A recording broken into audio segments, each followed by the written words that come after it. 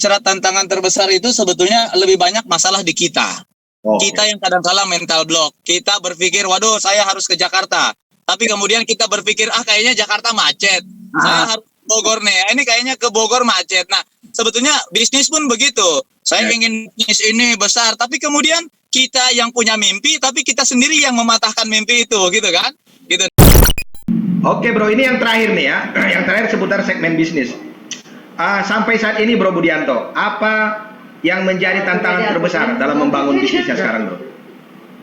Bro, kalau bicara tantangan terbesar itu sebetulnya lebih banyak masalah di kita. Kita yang kadang-kala mental block. Kita berpikir, waduh saya harus ke Jakarta. Tapi kemudian kita berpikir, kayaknya Jakarta macet. Saya harus ke Bogor nih. Ini kayaknya ke Bogor macet. Nah, sebetulnya bisnis pun begitu. Saya ingin bisnis ini besar. Tapi kemudian kita yang punya mimpi, tapi kita sendiri yang mematahkan mimpi itu. Gitu kan? Gitu. Nah, jadi kalau betul kata Tina tadi, ya kalau kita sudah masuk di salah satu, all out saja. Kalaupun ada halangan, kita selesaikan saja gitu kan. Kalau ada tembok itu yang kita lihat bukan wah tinggi banget, bukan. Tapi ini sejauh mana kita bisa melompatinya. Yang kita pikirkan bukan mundurnya, tapi bagaimana caranya bisa kita lompati. Kan saya pikir ilmu dan caranya selalu ada. Kata orang itu gajah buas, kata orang kobra buas, kata orang harimau buas. Tapi kalau ketemu pawangnya bro, ditunjuk sama tongkat aja udah nurut bro biasanya. Oke, saya setuju tuh. Jadi memang masalah kita itu adalah di kita gitu loh. Kalau untuk bisnis dengan high risk gini, ada nggak sih langkah-langkah untuk mengamankan? Karena sebetulnya memang kalau saya sih lebih banyak jadi penjaga gawang di rumah ya. Pelaku utamanya kan suami gitu, Tapi sebenarnya penjaga gawang, artinya yang ngambil saya izinkan sebetulnya lebih ke izinkan dan kesepakatan bahwa yang ngambil resiko banyak itu suami. Kemudian saya jaga gawangnya. Nah, kalau untuk saya kebayang untuk seperti Bro Budi ini perlu penjaga gawang yang cukup kuat gitu loh. Makanya dia ambil dua. Saya berharap jawaban itu dari mulutnya, kenapa dijawab gitu. Kita nggak bisa. Kita pasti gatel kan.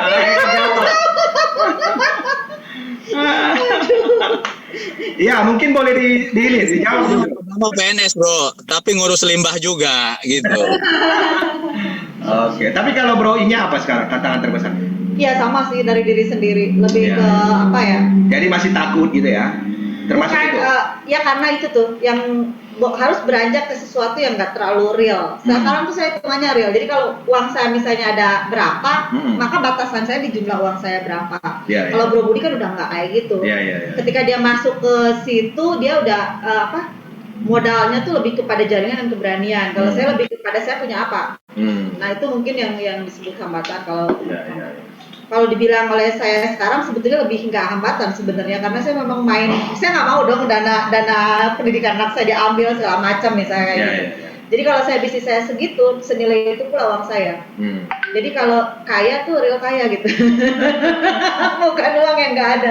Mungkin ada netnya ya, emang net. Jadi kalau saya punya segitu, perusahaan segini, toko segini, uang saya lebih dari segitu gitu. Nah, memang benar sangat menginspirasi untuk memulai sesuatu yang dimulai dengan hal yang tidak terlalu real. Artinya modal itu bisa dicari di luar, itu menginspirasi banget. Terima kasih Bro Budi. Silakan Nisa, mungkin karena Bro Budi ada politisi, gimana Nisa nih? Ini kita harus upas suka tentang politisinya. Bro, nanti lanjut Bro, soalnya ini ditunggu bendum DPP nih saya di rumahnya. Oh gitu, berarti cukup ya, kita cukupkan ya? Coba aja sampai zuhur. Nanti semuanya ganti nanti dari yang lain, jangan dari habis semua. Besok Om Ekoda tuh, Ekoda gitu kan. Atau gini, berarti mungkin kita cukupkan ya Bro ya. Mungkin ada nih teman-teman yang mau bertanya, silakan Bro. Diskusi akan kasih masukan. Iya nanti kawan-kawan nanya jawab Bro. Bro Ekoda masih ada nggak? Ada. Oh udah keluar ya. Intinya tuh ini ya apa? Jangan kalah sebelum berperang gitu ya. Iya. Iya kan?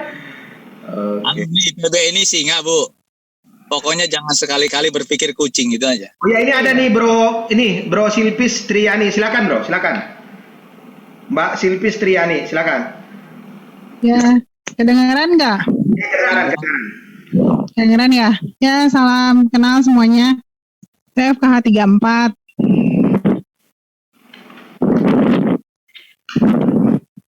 Mau ngasih, bukan ya, maksudnya ini pemikiran yang saya temukan ketika saya jadi alumni. Tadi juga saya sempat tulis juga di chat. Ya. Gimana ya, maksudnya kayaknya kita tuh alumni IPB tuh kayak kurang dibagi gitu loh.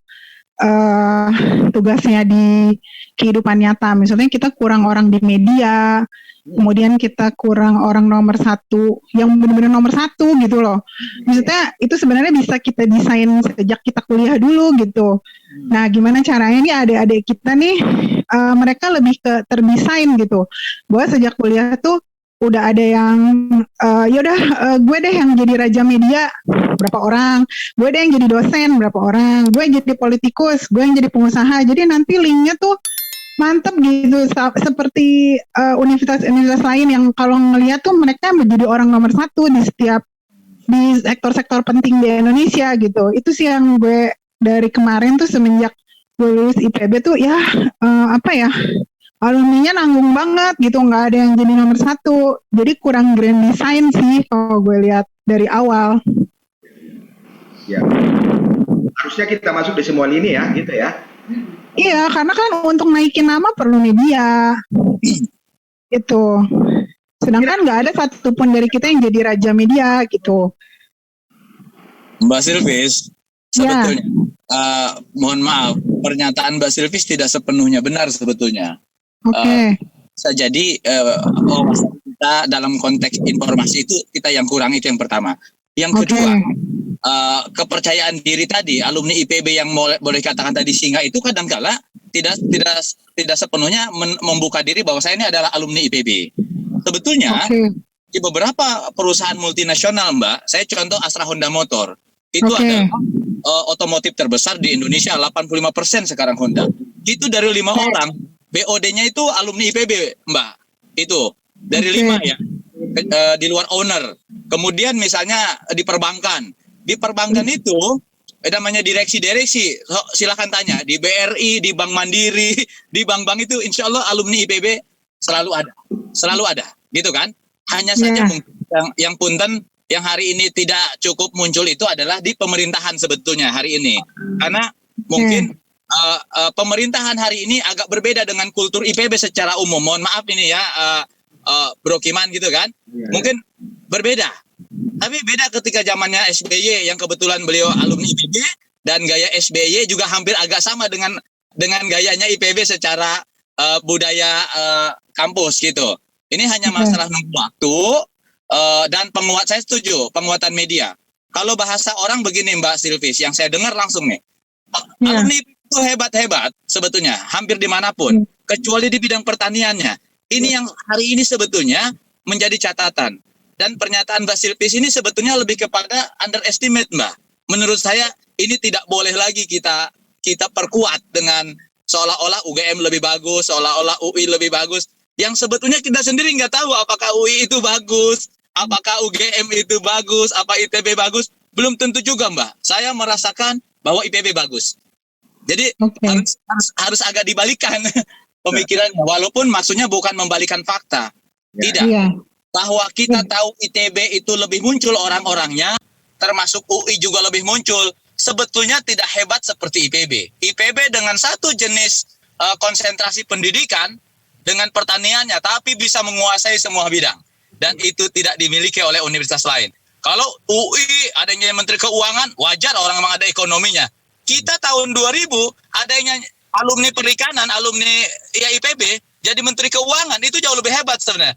Nah, cuman Mbak sendiri atau kebanyakan alumni IPB nggak tahu kalau dia alumni IPB. Kurang lebih itu, Mbak, gitu kan? Gitu. Kurang diekspos ya, kurang terekspos media ya. Nah, di situ kita lemahnya. Makanya saya pernah ngomong dengan Bro Kiman, jadi kalau kita memberitakan terhadap sesuatu, seperti mohon maaf saya di Kabupaten Bekasi, IPB itu, walaupun saya anggota DPRD, kadangkala diselipkan bahwa Budianto yang alumni IPB yang merupakan anggota Dewan Bekasi, bla bla. Nah, komunikasi media ini yang menjadi catatan. Saya setuju kalau itu, Mbak. Tapi kalau betul. kalau yang lainnya, mohon IPB sepenuhnya tidak seperti itu. Insya Allah IPB jauh lebih baik dari UGM, jauh lebih baik dari ITB, karena Mbak Silvis dan saya sama orang-orang hebat yang ada di IPB. Iya, iya. Mungkin itu juga harus diberikan semacam catatan kepada adik-adik kelas, terus kepada angkatan-angkatan yang nggak tahu deh kalau umur kita apa udah terlambat atau belum ya, tapi kepada adik kelas ketika lu lulus lu harus bilang lu orang IPB dan lu hebat. Dan lebih berani nge-branding kali ya. Betul. Makanya berani nge-branding. Jadi makanya Mbak sebenarnya kegiatan kita ini bagian dari ekspos, terutama kita spesifikkan di IPB 97 Kreatif angkatan 34 gitu ya, karena ini makanya kita terima kasih sekali nih Bro Budianto, Bro Inya, hari ini jadi kita tahu gitu kan. Nanti ini kan kita yang ketiga nih, nextnya siapa lagi, nanti bisa misalnya kita juga Bro Silvi dan lainnya. Memang saya setuju tadi, poinnya kita itu bukan kita kekurangan orang hebat, tapi orang-orang kita yang orang hebat ini tidak terpublikasi. Branding, ya. Branding. Ya. Boleh aku Ya, yang titip aja sama tim dosen yang lagi di kampus, mungkin bisa lebih membuat anak-anak yang di kampus ya kan akan ketemu terus kan dengan mahasiswa bahwa penting gitu setelah lulus itu untuk punya raja media, kemudian bisa nge-branding IPB seperti itu.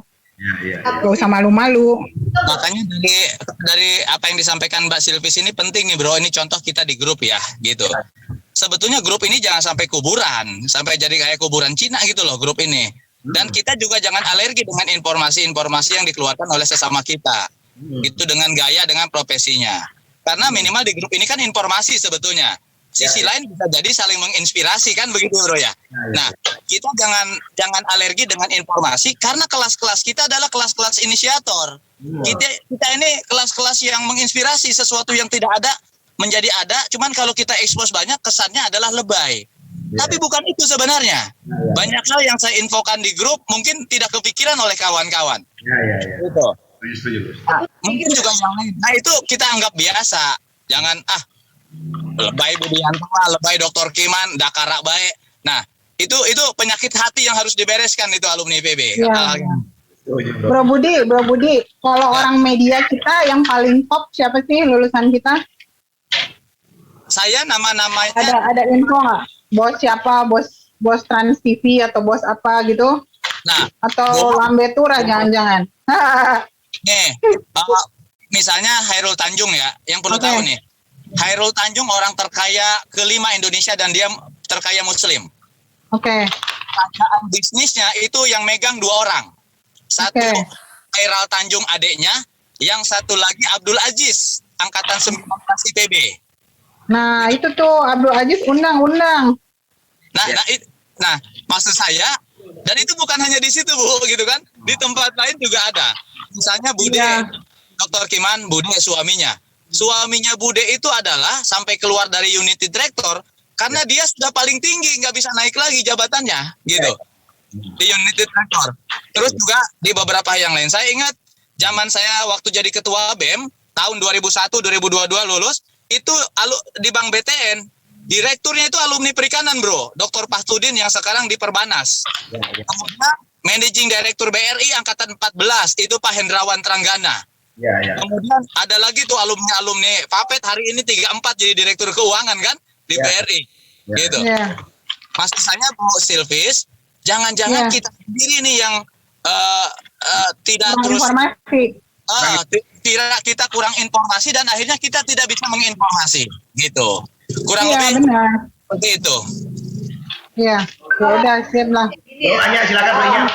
Kita tuh orang hebat di IPB tuh banyak, udah pasti itu. Masalah kita tidak tahu dan kurang tahu tuh tinggal nyari. Masalahnya sekarang apa gunanya orang hebat itu untuk hidup kita? Iya jelas banget. Kalau menurut saya sih kita bisa ngomong siapa aja orang lulusan IPB yang hebat tuh banyak. Masalahnya kita kenal nggak? Kita punya jaringan nggak sama dia? Dan kehebatannya dia bermanfaat nggak? kalau nggak bisa dikoneksikan, itu percuma aja kita nge-blow up satu persatu, karena saya setuju banget sama Bro Budi, personal orang IPB itu pasti hebat, pasti keren, dimanapun dia dilempar itu pasti tumbuh, kecuali dia nggak bisa nyelesain masalah pribadinya, kan ada juga ya. Mungkin ada juga ada orang-orang yang tidak terlalu tumbuh, tapi itu anggaplah bibit juga kan tidak semuanya tumbuh. Tapi masalahnya adalah, menurut saya yang paling urgent adalah kita bukan ngelis siapa yang paling hebat. Kita bukan mempublikasikan siapa yang paling hebat. Betul. Sudah tahu Bro Budi itu hebat, tapi bagaimana Bro Budi itu bisa berjaringan dengan saya sehingga kehebatan Bro Budi berdampak pada saya kan? Ya, bermanfaat lah. Kita bisa bersinergi lah, berkolaborasi. Ya, betul. Itu poinnya ya. Sehingga kemudian jadi yang tadi siapa tadi yang nanya itu? Mbak Silvi itu adalah agenda itu buat saya sih bukan hanya green design membuat orang itu menjadi maju, tetapi gini, kalau kita menjadi orang yang matang, kita akan senang melihat orang lain maju, karena lebih bahagia untuk berteman dengan orang maju daripada dengan orang susah, toh. Berteman dengan orang susah nanti repot ujung-ujungnya jam duit mulu kan. Makanya dengan begitu kita akan saling memajukan teman. Karena apa? Karena senang sekali berteman dengan orang maju. Dengan cara begitu lama-kelamaan akan muncul di bidangnya masing-masing, akan muncul jadi raja media, dari raja apapun. Nah, saya sih justru lebih mengajak Bro Kirban yang udah pasti lebih hebat, Mbak Nisa, terus Bro Budi di sini. Gimana sih caranya untuk kita saling bersinergi, saling ngasih manfaat? Pasti kan perlu juga orang Bro Budi perlu juga orang yang teliti dan dibilang penakut, oke aja sih saya sih. Tapi saya lebih hebat dari Bro Budi, lebih teliti dan lebih terjamin kan secara neraca perdagangannya kan. Nah, bagaimana antara kelebihan masing-masing itu saling. Saya pikir ini sarana bagus banget. 34, 35, 33, next kita bikin lintas. Kita nggak lihat UGM, UI dan lain sebagainya, itu pasti juga ada kurangnya. Tapi gimana supaya kita masing-masing jadi orang maju, sehingga one day kita bisa duduk bareng ngopi jadi orang sukses semua gitu. Banget. Dan ini adalah bagian dari kita menuju ke sana kan gitu. Itu dia. Never give up, keep the spirit. Oke nih bro semua ya, ini waktunya udah 12.15 ya. Barangkali kalau tidak ada lagi pertanyaan ya, ini terima kasih teman-teman yang sudah menonton ya, dan terima kasih tadi sebagian yang sudah duluan keluar gitu ya. Mungkin karena memang waktunya sudah zuhur. Barangkali dari Bro Anissa ada lagi? Ini menarik sekali ya. Iya. Kita panggil sobat 34 aja deh kali ya untuk bisnis. Ini sangat menarik dan banyak quotes yang memang buat perjalanan kita nih. Kita udah di middle age kali ya. Kalau ya agama kita sampai 63 itu udah alhamdulillah ya. Sama ya. Kalau lebih ya kita harus bersyukur apa yang kita kerjakan itu bermanfaat lah gitu ya. Iman sama Inya. Sangat menarik sekali. Mungkin saya bisa ini aja ya. Closing statement lah ya. Ya sedikit ini dari seorang aktivis ya, yang awalnya nggak tahu apa-apa, tiba-tiba suruh lari sana, lari sini, pegang bedil mungkin ya, nggak tahu juga ya. Lempar bom molotov mungkin ya, nggak ngerti juga. 98 kita kerasa sekali tuh, lari sana lari sini, pakai jaket alma mater, nggak tahu jaket siapa yang kita pakai, ketuker dan sebagainya. Makan di mana, minum sama siapa ya. Semangat kita di kehidupan sekarang. Memang di middle age ini kerasa kan. Tadi kan Bro Dewan juga bilang, Budi, jangan baperan istilahnya ya. Iya. Kekinian itu jangan baperan. Sekarang yang menerima apa yang orang bicara ini. Ya. Makanya kalau pepatah bapak saya ya, ambil positifnya, ambil yang kelebihan dia.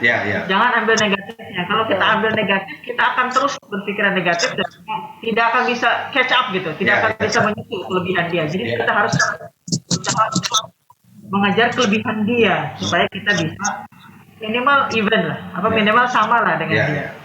Terus juga ada beberapa itu percaya diri. Nah mungkin nih dari yang diawali seorang aktivis, terus pemerhati akademis gitu ya. apalagi sekarang pengusaha itu PD itu sangat diperlukan, ya. Tahunnya lah. Itu sangat diperlukan. Mungkin ada tadi CSI-nya bilangnya saya yang real aja deh gitu ya, biar BEP-nya dapat, terus juga nggak ada utang sana utang sini gitu ya. Tapi Saya minimal paling anti dalam hidup punya utang. nah, memang yang namanya dagang itu insya Allah 90% berkahnya kita ada di sana ya. Gitu. Nah, tapi yang paling penting di antara itu adalah jejaring ya, ilmu dan jejaring supaya kita bisa membangun trust dan akhirnya bisa menjadi leader yang menginfluence sama yang mendelegasikan hal-hal tadi ya. Ilmu bisa kita dapat secara, jadi ada yang learning by doing, ada yang doing by learning. Ya enggak? Iya. Jadi yang menyemplung tapi sambil mempelajari terus dia berhasil, ada yang memang dia baca teori dulu baru dia praktekin. Nah, itu ya terserah teman-teman nih Sobat 34 memilih jalannya seperti apa. Nah, terakhir memang perlu branding ya. Untuk semuanya, baik di aktivis, di akademisi, di pengusaha, apalagi di politisi yang mungkin nanti part berikutnya kita akan bahas ya. Bro Kiman, branding yang disampaikan oleh si Silvis tadi ya. Ini sesuatu bisa bicara tentang branding supaya grand design yang diharapkan oleh si Silvis itu bisa terlaksana ya. Bahwa ternyata dari peta dari Sabang sampai Merauke mungkin atau di seluruh dunia ternyata IPB itu banyak gitu. Kalau dilihat berdasarkan titik merah, titik bukan berdasarkan warna lah, ternyata banyak gitu ya yang sudah bisa menginfluence dan mendelegasikan tadi ya semua yang ke IPB-nya itu bilang itu fleksibel banget ya. IPB itu semuanya tapi tidak hebat di pertanian. Itu juga salah sebenarnya. Apalagi sekarang sudah banyak yang petani milenial sudah ada ya kan, semua udah ke pertanian karena apa sih yang sustain kalau bukan pertanian? Orang butuh makan, orang butuh hidup dan sebagainya itu dari pertanian semua. Terakhir intinya lah kita jangan kalah sebelum berperang ya. Ya, betul. Jangan melihat apa sebenarnya hujan tuh besok, tapi kita bawa awan gelap tuh ke sekarang. Jadi kan nggak akan pernah sukses seperti itu tuh. Ya? Iya, seperti itu. Terus jangan takut, jangan apa, pokoknya intinya kita ambil yang baik dari semua ya. Semua ya. Intinya sama-sama kita meningkatkan kualitas, kita meningkatkan apa namanya, kuantitas sudah pasti ya, harus ya kuantitas. Kalau Pro Budi beda. Nggak usah dihitung lah, nggak usah dihitung. Itu dia karena PD-nya jadi backupnya harus banyak. Iya benar. Terus ya intinya mungkin itu kali ya Bro Kiman ya. Minimal kita tetap harus meningkatkan imun di kondisi pandemi seperti ini, tidak mudah menyerah. Mungkin ini apa ya, bahasa yang muluk-muluk ya, atau yang terlalu menurut kamu gampang gitu ya, menurut kita gampang tapi sebenarnya masih banyak yang susah. Nah itulah dengan adanya podcast ini, Business Talk ini, kita bisa merasakan lebih banyak untuk memberi ya, untuk memberi semangat yang lemah dan memperkuat yang kuat, makin memperkuat ya, supaya bisa memberikan manfaat untuk kita. Mungkin itu sih ya, bisa jadi panjang lebar nih kalau puitis dan ini ntar kebawa baper lagi, kebawa perasaan jadi ini. Saya mungkin nggak ada closing statement ya, karena sudah kita dengar tadi. Mungkin sih nanti Bro Budianto terakhir. Oke, menurut aku sih ini jadi momen ini jadi sarana untuk silaturahmi. Makin nambah usia itu kan kita memaknai, dulu mungkin saya kesana kemari belajar agama, sekarang saya menemukan agama itu dalam kehidupan sehari-hari. Jadi silaturahmi mendatangkan rezeki itu real banget, itu namanya network ya gitu. Jadi ini adalah suatu jaringan. Saya sih tidak terlalu bangga punya alumni IPB yang hebat-hebat kalau dia tidak saya kenal dengan baik dan tidak membuat saya lebih hebat. Jadi mudah-mudahan keterikatan kita karena menjelang ulang tahun yang perak ini. Ya, ya. Membuat kita menjadi saling kenal, saling berkontribusi apapun ya. Maksudnya kita nggak saling kalau bisa kita jadi tambah baik. Hari ini dari lama saya kenal Bro Kiman tuh, keren banget. Mbak Nisa udah dari dulu ya. Terus sekarang saya kenal Bro Budi, keren banget. Sesuatu yang keren dari Budi, dari Kiman, dari Nisa itu saya pelajari untuk saya juga tambah baik. Terus realnya juga harus diwujudkan ya, Bro Budi, kapan kita berjaringan ya?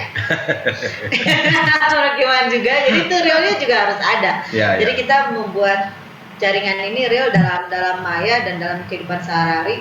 Sehingga next tadi Mbak Silvi bilang itu ya nggak usah dibangun secara blow up, tapi realnya memang kita keren gitu. Terima kasih. Oke, thank you Bro Ija. Selain penutup Bro Budianto, silakan Bro. Yang jelas dengan kapasitas dan waktu kelulusan kita nih sudah hampir 20 tahun bro. Kelas-kelas kita adalah kelas-kelas sudah mengabdi kepada bangsa dan negara gitu kan. Kelas-kelas memberikan kontribusi kepada alma mater dan kelas-kelas kontribusi kepada masyarakat sekitar. Nah kalau kita sudah berpikir memberi maka kita harus punya banyak gitu kan. Ilmu harus punya banyak, termasuk uang harus punya banyak. Karena kalau kelas-kelas kita menjadi troublemaker, maka tidak akan ada waktu lagi kita menjadi problem solver bagi bangsa ini. IPB 97 kreatif, tidak ada pilihan lagi. Kelayakan kita hari ini adalah problem solver bagi bangsa dan negara untuk alma mater IPB tercinta. Mencari dan memberikan yang terbaik untuk bangsa dan negara. Terima kasih. Wassalamualaikum warahmatullahi wabarakatuh. Terima kasih Bro Budianto. Bisa setia Dakara TV. Dapatkan terus informasi seputar pendidikan, bisnis UMKM IKM, serta energi dan lingkungan. Dapatkan terus notifikasi dari YouTube channel Dakara TV. Jangan lupa subscribe, like, comment, and share YouTube channel ini.